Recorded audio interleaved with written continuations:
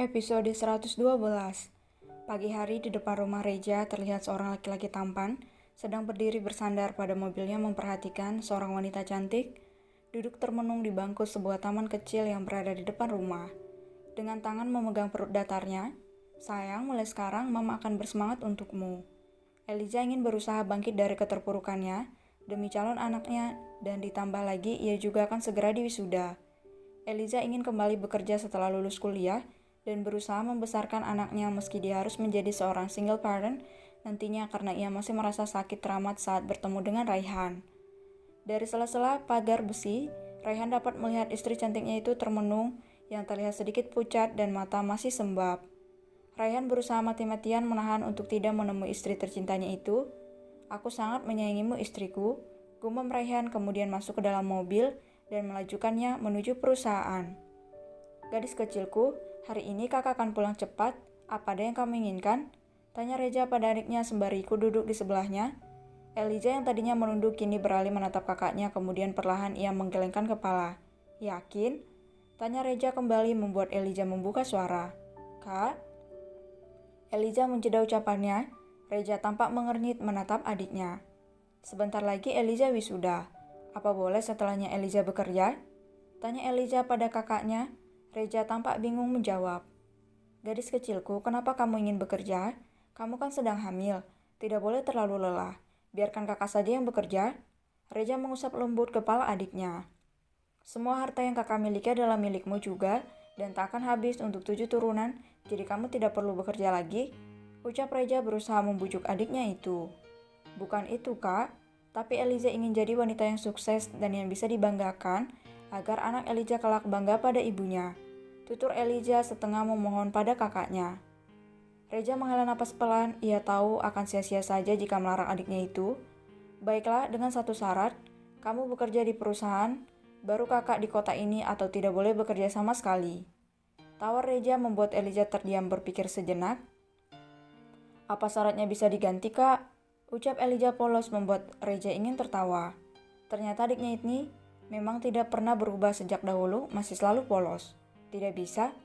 tolak Reja membuat Eliza memberenggut kesal pada wajahnya yang tadinya terlihat murung. "Eliza kan ingin mandiri, Kak. Kalau kerja di perusahaan kakak itu sama saja Eliza nebeng sama kakak." Reja sudah tidak bisa menahan lagi tawanya. "Siapa yang nebeng, El?" tanya Reja masih melanjutkan tawanya. "Gadis kecilku, perusahaan itu milik kamu. Kakak sengaja membangunnya untukmu." Reja sudah berhenti tertawa dan terlihat kembali serius. "Elvadia Group, itu nama perusahaan yang kakak dirikan untukmu." Ibu Reja membuat Eliza merasa kaget dan terharu pada kakaknya, karena nama perusahaan itu adalah namanya dan mamanya. Eliza memeluk kakaknya. "Terima kasih, Kak. Eliza akan berusaha bersemangat," ucap Eliza.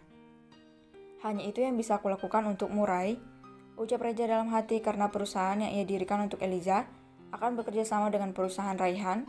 Dengan kerjasama itu, Raihan dan Eliza akan semakin dekat, sering bertemu dan semoga Eliza sudah bisa mengatasi traumanya serta perlahan bisa memaafkan Raihan. 3 gelas wine terangkat dengan suara dentingan dari ketiga gelas itu saat bertemu secara perlahan. Tawa seringai terdengar dari 3 orang yang kini berada di sebuah klub malam. "Kau hebat, Bella, bisa membuat Jolie dan ponakanku Raihan Sari berpisah," ucap pria tampan itu yang hanya ditanggapi senyum kecut dari Bella. "Tentu saja sayang, aku hebat karena kekuatan cintaku padamu," sindir Bella mendekatkan duduknya pada pria itu. "Apa kau tidak ingin berubah pikiran? Gadis yang kau sukai itu sungguh payah," kesal Bella merangkul lengan pria tampan itu. "Baru di kertas sedikit saja sudah percaya dan menangis seperti itu. Harusnya kau mencintaiku yang lebih dewasa, seumuran denganmu dan tidak seperti anak kecil itu." Rayu Bella mencoba ingin membuat pria tampan itu membandingkan bahwa dirinya lebih baik daripada Eliza. Tangan Bella seketika terlepas oleh sentakan tangan pria tampan itu yang tak lain adalah Ron. "Jangan menyentuhku karena hanya Jolieku yang berhak untuk itu," ucap Ron dingin pada Bella. "Kau sungguh menyebalkan, Ron. Untung saja aku mencintaimu," kesal Bella kembali meminum gelas berisi wine di tangannya. Pandangan Ron kini beralih pada sesosok laki-laki di hadapannya yang sedari tadi hanya menyeringai menatap dirinya dan Bella. Laki-laki itu masih terlihat tampan di usia paruh bayanya. "Ayah mertua, terima kasih telah memenuhi undanganku," ucap Ron pada pria itu yang sedang ditemani salah satu wanita klub di sampingnya.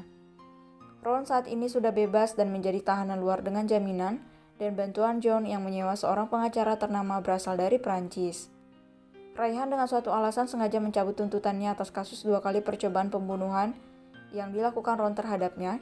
Dengan dicabutnya tuntutan Raihan maka mempermudah kebebasan Ron. To the point saja, apa yang kau inginkan Ron? Tanya pria parubaya itu pada rekannya. Ron menyeringai kemudian membetulkan posisi duduknya dan bersandar pada sofa. Anak gadismu. Pria parubaya itu mengerti tersenyum miring mendengar ucapan Reja. Itu sebabnya kamu memanggilku ayah mertua? Tanya pria parubaya itu yang tak lain adalah Baron.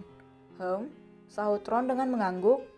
Ron, setelah mengetahui Reja adalah kakak dari Eliza, ia pun menyelidiki latar belakang keduanya dan fakta yang mengejutkan ternyata Baron yang merupakan rekannya dalam dunia mafia adalah ayah dari gadis yang dicintainya selama ini. Rupanya karena anak gadis itu.